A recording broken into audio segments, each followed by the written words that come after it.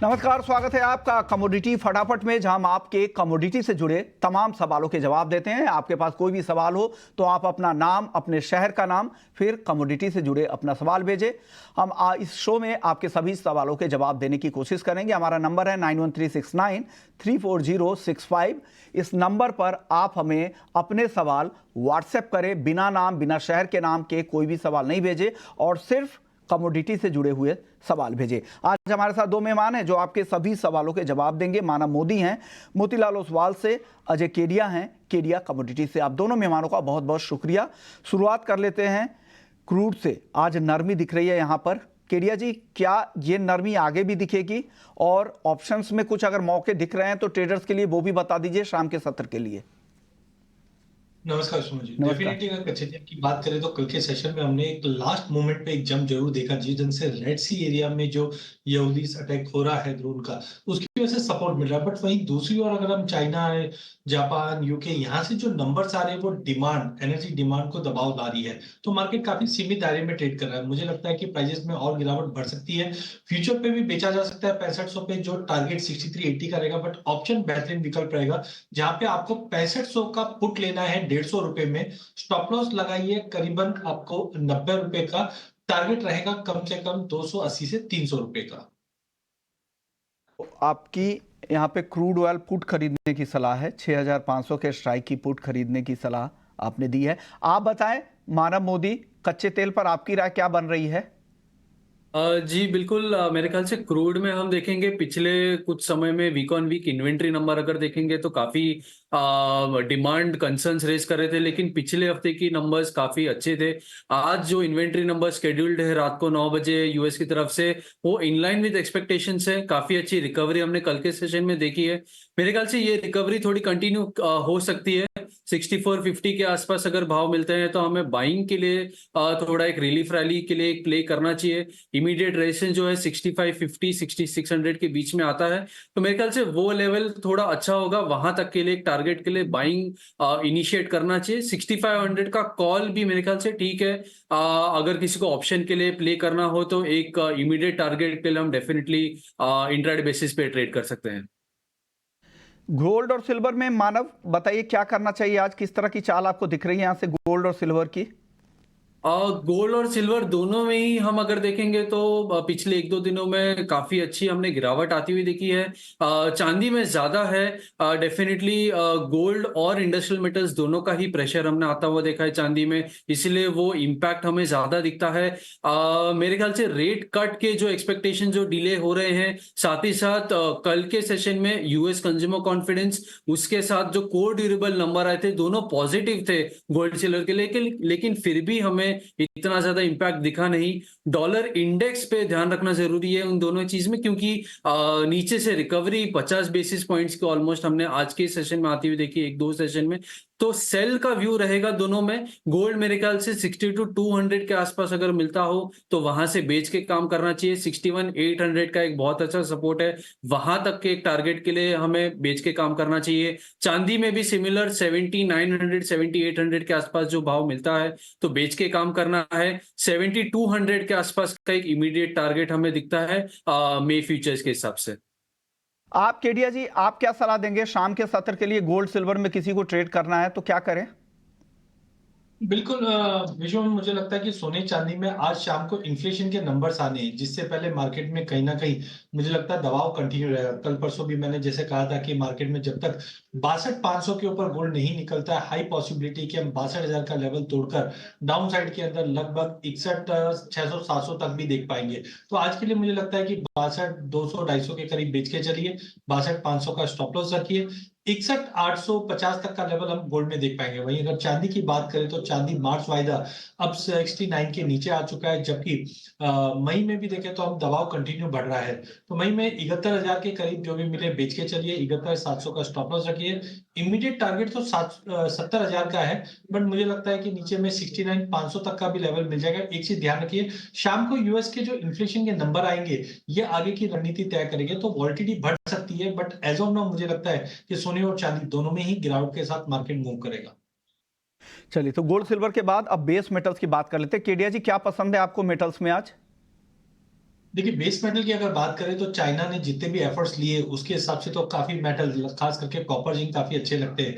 But technically अगर हम देखें तो प्राइसेस को कोई सपोर्ट नहीं मिल रहा है और इन्फ्लेशन के नंबर सामने हैं। तो इसको देखते हुए मुझे लगता है कि मार्केट में बिकवाली करना चाहिए। कल भी मैंने कहा था कि जब तक 730 के ऊपर प्राइसेस होल्ड नहीं करता है कॉपर का दबाव रहेगा। तो आज के लिए 725 पे बेच के चलिए, 729 का स्टॉप लॉस रखिए, 718 तक का लेवल हम कॉपर में देख पाएंगे। वहीं जिंक के अंदर भी दबाव धीरे धीरे बढ़ेगा, जो लिमिटेड है डाउन साइड भी और अपसाइड भी। तो मुझे लगता है कि 210-11 तक का एक सपोर्ट है, 213 पे बेच सकते हैं। बट कोई भी शॉर्ट पोजीशन बेस मेटल में कैरी मत कीजिए। मुझे लगता है अगले हफ्ते में वापस बेस मेटल में एक अच्छी रिकवरी बनेगी।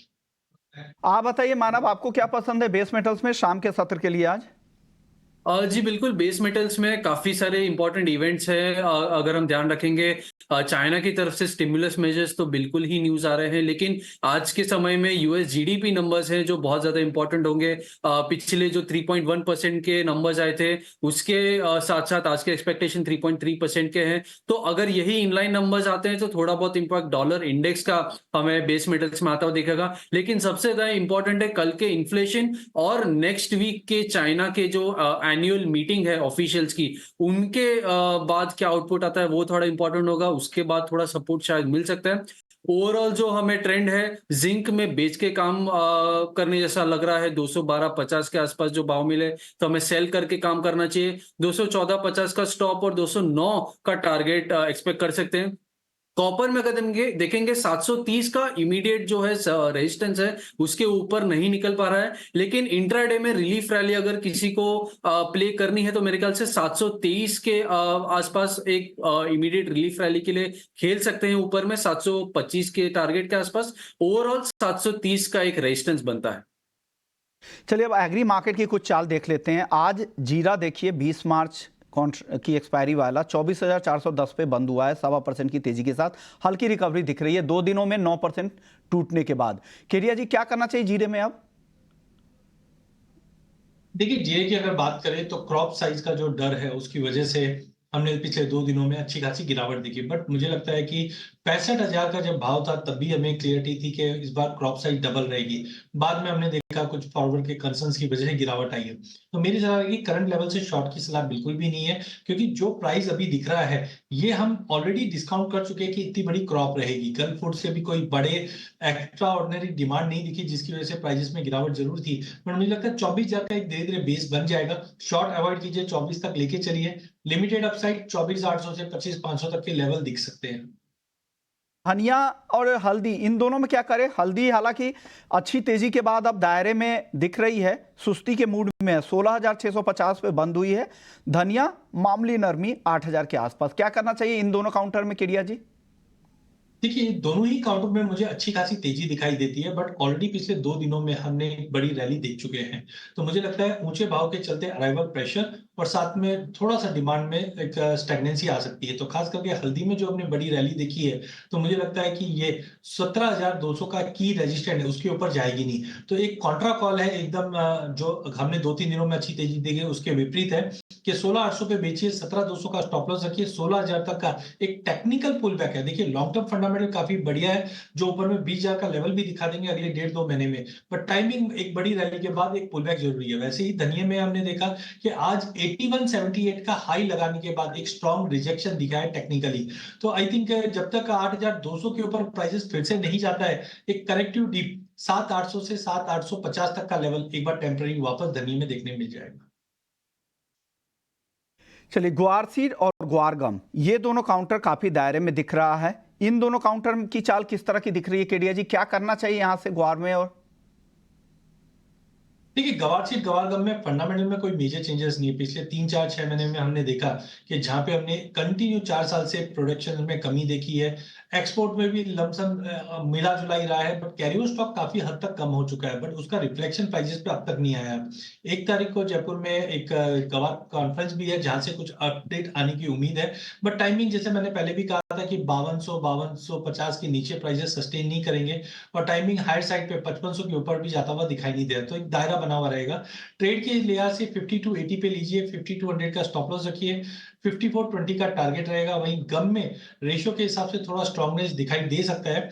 10-200 पे लेके चलिए, 10 का स्टॉप लॉस रखिए, 10-600 का टारगेट रहेगा, बट सीमित दायरे में ही रहेगा मार्केट। और एग्री कमोडिटीज जिस पर फोकस आज काफ़ी ज़्यादा था, एक तो कपास जहां पर अच्छी तेजी शुरू हो गई है, एमसीएक्स कॉटन में भी और एनसीडीएक्स कपास में भी 2-2% की तेजी दिख रही है। वहीं कॉटन सीड ऑयल केक यहां पर भी आज भी तेजी दिखी है, 26.60 के आसपास जाकर बंद हुआ है। केडिया जी, इन दोनों काउंटर में बताइए क्या लग रहा है, फंडामेंटल्स किस तरह से बदल रहे हैं, क्या करना चाहिए आगे यहाँ? आइस कॉटन में अगर हम देखें तो 2 साल पहले 150 सेंट के बाद प्राइजेस में काफी बड़ी गिरावट आई, 70 सेंट तक का लो दिखाने के बाद पिछले साल अक्टूबर से भी अगर हम देखें तो प्राइजेस सीमित दायरे में था, 75 सेंट से 85 सेंट के बीच में ही ट्रेड कर रहा था। जिस ढंग से हमने देखा कि इंटरनेशनल में थोड़ा बहुत डिमांड इंप्रूवमेंट होते हुए दिख रहा है, साथ में क्रॉप कंसर्न डोमेस्टिक में भी और इंटरनेशनल में भी है, जिसका एक सपोर्ट प्राइजेस को मिला है। तो टेक्निकली 90 सेंट के ऊपर निकलने की 85 सेंट के ऊपर निकलने की वजह से ये ब्रेकआउट पिछले 7 दिनों के अंदर हमने देखा, जहां पे एक जबरदस्त तेजी करते हुए आज 102 के ऊपर भी प्राइस निकल चुका है। तो टेक्निकली साउंड है, जो 110 सेंट तक का लेवल इनिशियली आइस कॉटन दिखा देगा, उसी का रिफ्लेक्शन डोमेस्टिक मार्केट में भी है। जनवरी मंथ में हमने 2 लाख गठान के आसपास का आवक देखा था, वो अब घटते घटते 1.5 के नीचे पहुंच चुका है। इसका भी सपोर्ट मिलेगा, जहां पे मुझे लगता है 64-64,500 तक एमसीएक्स कॉटन कैंडी दिखा सकता है। वहीं कॉटन सीड ऑयल केक के अंदर हमने देखा कि एडिबल ऑयल कॉम्प्लेक्स को भी थोड़ा बहुत सपोर्ट मिला है, और कॉटन में जो तेजी आई है उसी का रिफ्लेक्शन हमने देखा है। तो 2450 से अच्छी खासी रैली के बाद प्राइजेस ने आज 2650-60 पे क्लोज दिया है, बट मुझे लगता है कि अगर 15-20 दिन का व्यू भी लेके चले तो 2750 से 2800 तक के भी लेवल टेम्पररी दिखा सकता है। तो पूरे ही कॉम्प्लेक्स के अंदर कॉटन, आइस कॉटन और कॉटन सीड ऑयल केक तीनों में मुझे लगता है एक अच्छी खासी तेजी कंटिन्यू रहेगी। फ्रेश पोजीशन के लिए 2640 के करीब कॉटन सीड ऑयल केक को लेके चलिए, 2700-2720 का इमीडिएट टारगेट, बट ओवरऑल 2750 का लेवल हम मार्च मिड तक क्रॉस करते हुए देख पाएंगे। एक दर्शक हैं, सुजीत पांडे हैं, इन्होंने अभी अभी सवाल भेजा है कि क्रूड में 6500 के स्ट्राइक की कॉल और पुट दोनों बता रहे हैं, क्या करना चाहिए, कंफ्यूजन हो रहा है। केडिया जी कुछ क्लियर करेंगे? आपने पुट खरीदने की सलाह दी थी और मानव ने कॉल खरीदने की सलाह दी, क्या करना चाहिए, किस तरह का कन्विक्शन ज़्यादा दिख रहा है आपको? फिर मानव से भी मैं क्लैरिटी लूंगा इस पर। देखिए, मुझे लगता है कि टेक्निकल चार्ट्स पे भी अगर आप देखेंगे तो 6550 6580 के ऊपर प्राइसेस बिल्कुल सस्टेन नहीं कर पा रही है। जो रेड सी एरिया में कंसर्न है वो ऑलरेडी डिस्काउंट है, बट जो नंबर्स इकोनॉमी से आ रहे हैं वो खराब है। तो मुझे लगता है कि 6500 के ऊपर प्राइसेस होल्ड नहीं करेगा, जिसको देखते हुए ही मैंने 6500 का पुट लेने के लिए कहा है। बट ओवरऑल मुझे लगता है जब तक 6550 और 6580 के ऊपर नहीं जाता है, बाइंग अवॉइड करना चाहिए, क्योंकि इससे पहले भी 3 से 4 बार ऐसा हुआ है कि 6550 6600 टच करने के बाद मार्केट में बड़ी गिरावट आई है। तो नीचे में 6300 तक का एटलीस्ट मैं लेवल देख पा रहा हूं। सलाह दे, क्योंकि दर्शक काफ़ी कंफ्यूज हो जाते हैं ऐसे में। आप कॉल खरीदने की सलाह दे रहे थे, फ्यूचर्स में भी बाई करने की सलाह, केडिया जी की तरफ से पुट खरीदने की सलाह आ रही थी, तो दर्शक का सामने से मैसेज आ रहा है, आप क्या इस पर तर्क देंगे अपना? जी बिल्कुल, मेरे ख्याल से जैसे केडिया जी ने भी बताया कि बिल्कुल रेड सी के जो कंसर्न्स हैं वो डिस्काउंट हो रहे हैं, बट आप अगर इन्वेंट्री नंबर्स भी देखेंगे तो आज के समय में, आज इन्वेंट्री नंबर्स में हम काफ़ी ज़्यादा वोलेटिलिटी देखते हैं। बिल्कुल सही बात है कि 6550 6580 का जो लेवल है काफ़ी समय से नहीं निकल पा रहे, लेकिन अगर इंट्राडे बेसिस की बात करेंगे तो हम डेफिनेटली एक रिलीफ रैली देख सकते हैं। जो लेवल है वो बिल्कुल 6550 का एक एब्सोल्यूट रेजिस्टेंस है, वो निकलना बहुत जरूरी है बड़ी तेजी के लिए, लेकिन इमीडिएट रिलीफ रैली जो है हम उसको प्ले करने के लिए एक जो अटेम्प्ट है वो डेफिनेटली एक प्ले तो कर सकते हैं। 10 सेकेंड में मानव जवाब दीजिएगा, वक्त बहुत कम है। क्रूड ऑयल सेल किया है, शिल्पा ने, देहरादून से है, 6325 में, क्या करें? मेरे ख्याल से 6325 का जो लेवल है बहुत ही सपोर्ट वाला लेवल है। हमने जैसे बात की है, एक immediate relief rally, immediate buying बनती है यहाँ से। इन्वेंट्री का थोड़ा एक वेट करना चाहिए, अभी के लिए होल्ड करें। इन्वेंट्री नंबर के बाद एक जो डायरेक्शन पकड़ते हैं उसके बाद मेरे ख्याल से एक प्ले लेंगे तो बेटर होगा। मानव आपका, केडिया जी आपका, आप लोगों ने फटाफट से दर्शकों के सवालों के जवाब भी दिए और तमाम तरह के ट्रेडिंग कॉल्स भी बता दिए। लेकिन चलिए अब आगे आपके लिए हम लेकर आएंगे एमसीएक्स और आईपीएफ की खास पेशकश कि कमोडिटी डेरिवेटिव मार्केट का दायरा कैसे बढ़ रहा है, कैसे इस ओर काम करने की जरूरत है, इन मुद्दे पर हमने खास बातचीत की। आइए चलते हैं।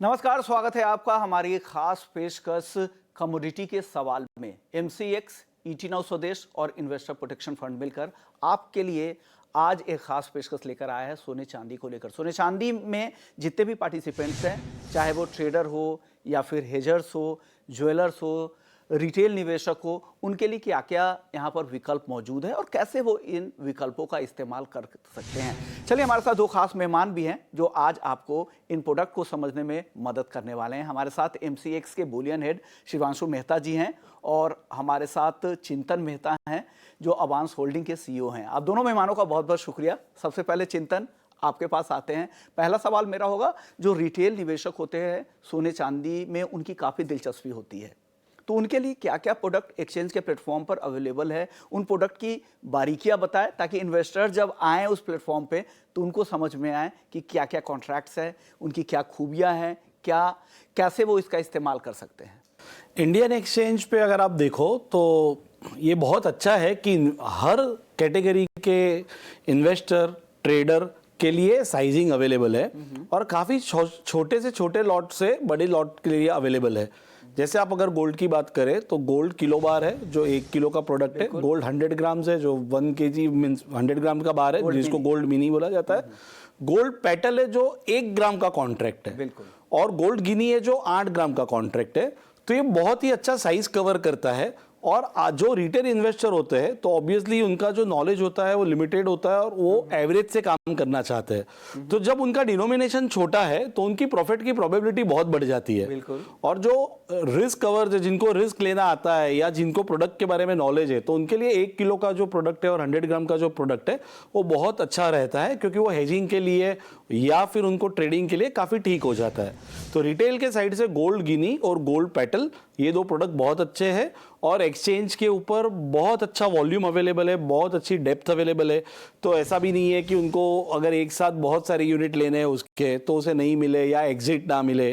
तो एक्सचेंज लेवल पे इंडिया में रिटेल के लिए काफ़ी सारे प्रोडक्ट अवेलेबल है और गोल्ड गिनी और गोल्ड जो अपना पेटल है ये मैं रिटेल के लिए एकदम सही मानता हूँ। बिल्कुल, एक छोटे छोटे कॉन्ट्रैक्ट जो 8 ग्राम के कॉन्ट्रैक्ट हो, 1 ग्राम के कॉन्ट्रैक्ट हो, डेफिनेटली ये छोटे लोगों को भी अट्रैक्ट करेगा। और फिर अगर बड़े जो कारोबारी हैं जिनको हेज करना है अपने कारोबार को, उनके लिए तो 1 किलो और 100 ग्राम के कॉन्ट्रैक्ट मौजूद हैं ही। अब ये तो फ्यूचर्स मार्केट की बात हो गई। शिवांशु जी, अब ऑप्शंस की बात करते हैं। कोई हेजिंग के लिए अगर ऑप्शंस में या वैसे भी ऑप्शंस को लेकर बहुत ज़्यादा आजकल लोगों का इंटरेस्ट बढ़ रहा है, तो ऐसे में उस प्रोडक्ट के बारे में बताइए जो गोल्ड सिल्वर के ऑप्शंस हैं, वहाँ पर क्या क्या विकल्प मौजूद हैं।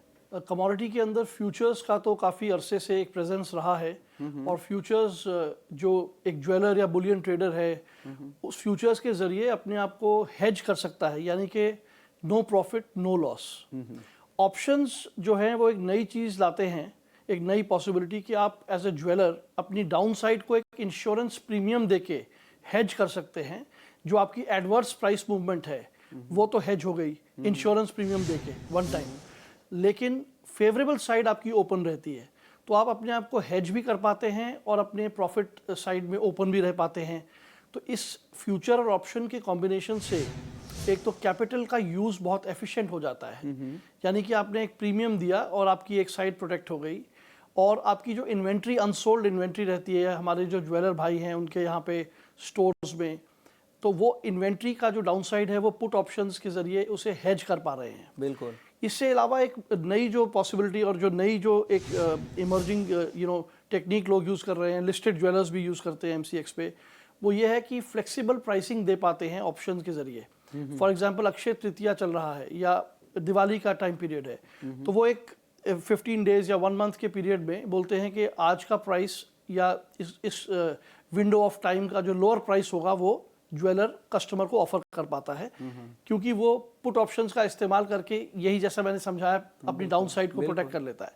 तो इसकी जो एक तरह से जो वॉल्यूम्स हैं जो हैं अभी रिसेंट टाइम में बढ़ती हुई नज़र आई हैं, इसका तात्पर्य ये है कि लोगों के अंदर जो अवेयरनेस क्रिएशन की हम लोग चेष्टा करते हैं वो शायद परिपक्वता की तरफ ऑप्शंस में आती हुई अब नजर आ रही है। यानी लोगों की दिलचस्पी ऑप्शंस पे बढ़ रही है, क्योंकि आपको एक छोटा सा प्रीमियम देके और आप पूरी इन्वेंट्री को हेज कर सकते हैं, ऐसा विकल्प ऑप्शंस के जरिए उनको मिलता है।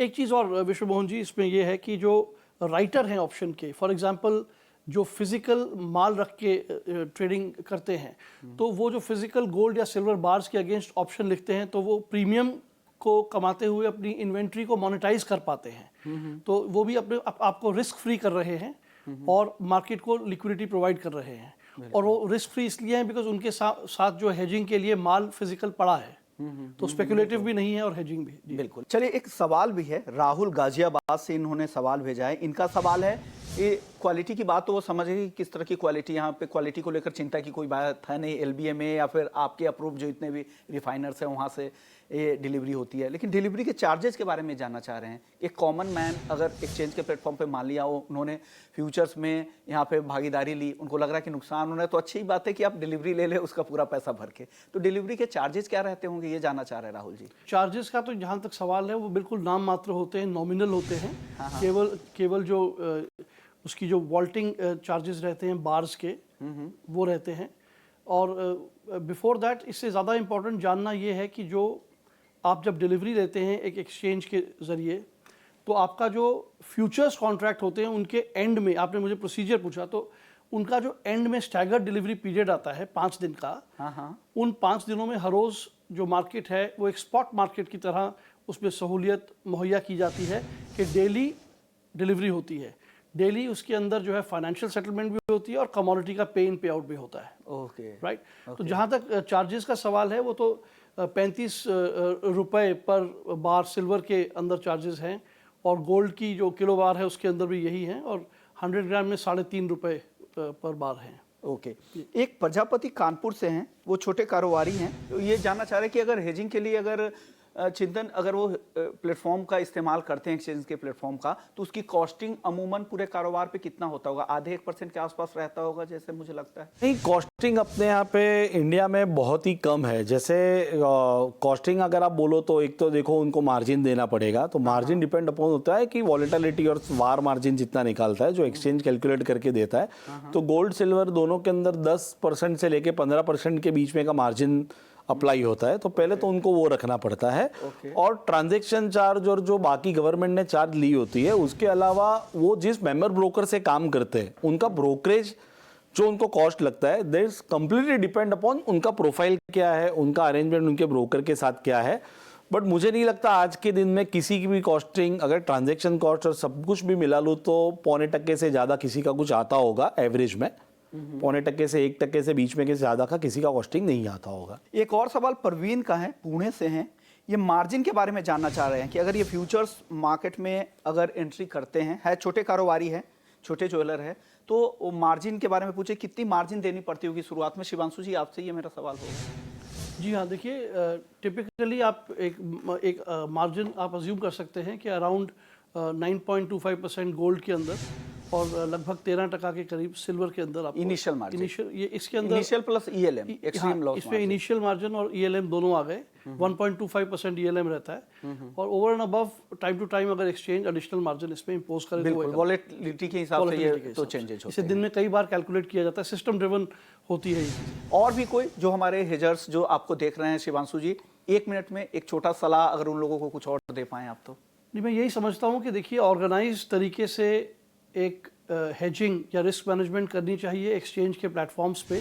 उससे उनकी जो फैब्रिकेशन का जो मार्जिन है वो प्रोटेक्ट रहता है एक इंश्योरेंस की तरह, और क्वालिटी एश्योर्ड प्रोडक्ट्स एक्सचेंज में मिलते हैं, तो रिटेल निवेशकों को भी यहाँ से इसका फ़ायदा लेना चाहिए। और जो भी ये ईवल्स हैं जैसे डब्बा ट्रेडिंग वगैरह, इनसे दूर रहना चाहिए और एक्सचेंज के माध्यम से कार्य करके इसका फायदा उठाना चाहिए। ओके, चिंतन जी, 30 सेकंड में हमारे दर्शकों के लिए जो हेजर्स हैं, ट्रेडर्स हैं, ज्वेलर्स हैं, उनको क्या संदेश आप देना चाहेंगे? इस एक्सचेंज के प्लेटफॉर्म की अहमियत बता दीजिए 30 सेकंड में। एक्सचेंज बहुत ही अच्छा प्लेटफॉर्म है जहाँ पे आप हेज कर सकते हो, आप आपकी पोजीशन ले सकते हो, आप आपका खुद का स्टॉक छोड़ के उस पर वापस बाई बन सकते हो। इट ऑल डिपेंड्स अपॉन कैसे आपकी सिचुएशन बनती है।